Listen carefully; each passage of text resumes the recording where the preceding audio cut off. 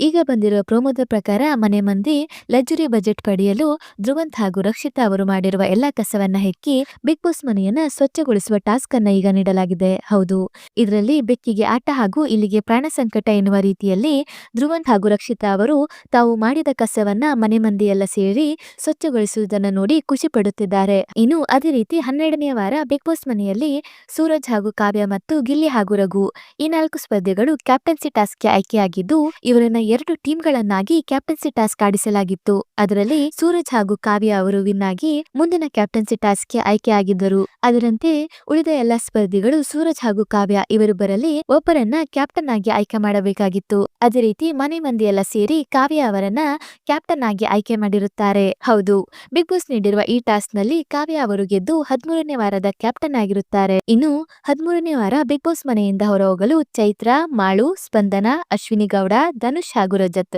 ಈ 6 ಸ್ಪರ್ಧಿಗಳು ನಾಮಿನೇಟ್ ಆಗಿದ್ದರು. ಆದರೆ 13ನೇ ವಾರ ಫ್ಯಾಮಿಲಿ ರೌಂಡ್ ಆಗಿರೋದ್ರಿಂದ ಈ ವಾರ ಯಾವುದೇ ಎಲಿಮಿನೇಷನ್ ಇರುವುದಿಲ್ಲ. ಹಾಗೆ ಇವತ್ತಿನ ಎಪಿಸೋಡ್ ನಲ್ಲಿ ಸೀಕ್ರೆಟ್ ರೂಮ್ ನಲ್ಲಿದ್ದ ಧ್ರುವಂತ್ ಹಾಗೂ ರಕ್ಷಿತಾ ಅವರು ಮತ್ತೆ ಬಿಗ್ ಬಾಸ್ ಮನೆಯೊಳಗೆ ಬರಲಿದ್ದಾರೆ. ಹೌದು, 13ನೇ ವಾರ ಫ್ಯಾಮಿಲಿ ರೌಂಡ್ ಆಗಿರೋದ್ರಿಂದ ಸೀಕ್ರೆಟ್ ರೂಮ್ ನಲ್ಲಿದ್ದ ಧ್ರುವಂತ್ ಹಾಗೂ ರಕ್ಷಿತಾ ಅವರು ಮತ್ತೆ ಬಿಗ್ ಬಾಸ್ ಮನೆಯೊಳಗೆ ಬರುತ್ತಿದ್ದಾರೆ.